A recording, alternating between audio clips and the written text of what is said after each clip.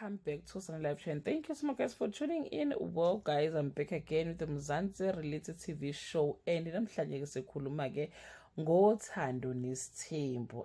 Bakithi zazemnandi ke indaba zokuthi ke uMakhwela ke ukhulelwe, uba umsele izingane uyayithanda, wayethe ufuna ingane eziwu-20, so far akakafiki ku-20, and amakhosikazi akhe awasayingeni ke eyokumzalela, and bese kunaney'nkulumo zokuthi bathi ke akasekho fertile babumseleko. So uthi ke lento yenze uMakhwela ukuthi amkhulelwe ingane izokwenza abantu babone ukuthi cha, usayindoda impela, usadlala egroundini kungenamagoli, hayi uMakhwela 1. So yeah guys, hayi ujabule kakhulu bamseleka. Abanye bathi hayi indlela ajabule ngakhona kusho ukuthi iyona medication yakhe kule situation abhekene nayo. Njengoba kade nibona hayi guys ukuthi le season ke was the toughest season for ubaba uMsamseleko. He was sick, ngapha amakhosikazi akhe ayalwa, umacele yedwa ngathi nje usesayidini lakhe, kodwa nje the rest umayeni ufuna ukuhamba ayoshabena ayophumula opholisa inhloko.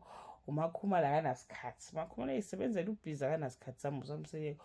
Uma ngabe nawo usegeyithini ufuna ukuhamba. So nje isizini le ibinzima kakhulu for ubaba uMseleko, but ke nangoMakhwela ke bakithi showed up and waletha ke the smile kade sasigcina ukusubona ke la inkundleni zokuxhumana sikababa uMsamseleko. He's been crying guys. Abanye bathi hey yathi ngathi ngave ngihamba ngehlala nobaba uMseleko sive sikhalela ilanga lonke, and uthele nomnini ngendaba yakhe yokukhala guys.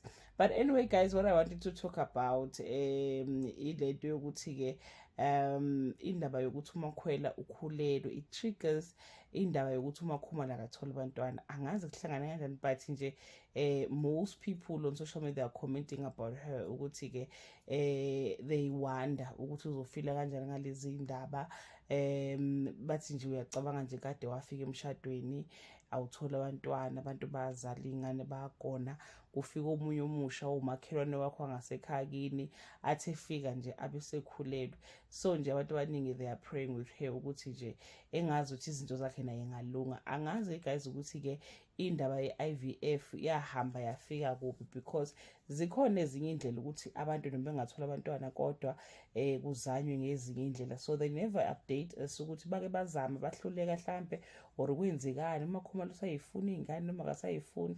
Yabona nje leyo pain abhekene nayo, it went straight, ukukhula kaMakhwela it went straight to amafenzi kaMakhumalo.